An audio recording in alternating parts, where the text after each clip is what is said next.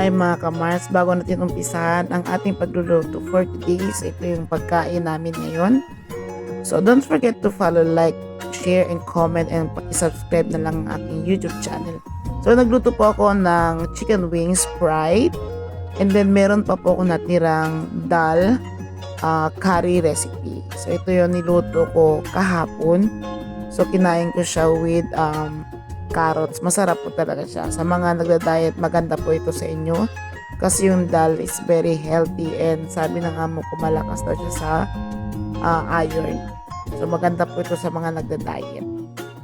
So sobrang yummy niya talaga mga kamar. So meron din po akong i-upload dito na video para makikita nyo po. Pero ito yung lunchtime po namin ito, dalawa ni Joby. So ayan na nga. So, alam niyo naman ang pagbe-breading ng ating chicken. So, kailangan natin siyang i-mix ang breading and then i-marinate. So, kailangan ko na siyang i-fry.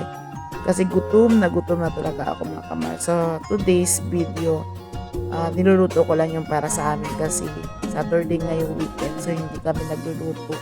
Minsan-minsan lang talaga. So, sana nagustuhan nyo ang mga content ko for the daily vlog. Sa araw-araw po ng pagluluto ko dito. Ito po talaga yung trabaho ko dito sa kusina. Kasi bawal po talaga mag-video kung saan-saan. Alam nyo naman po na nasa Middle East po tayo. So, ito ganito lang ang pagbibideo sa pagkain lang talaga. At wala pong iba. Don't forget to follow me. Pa-subscribe ako. Salamat!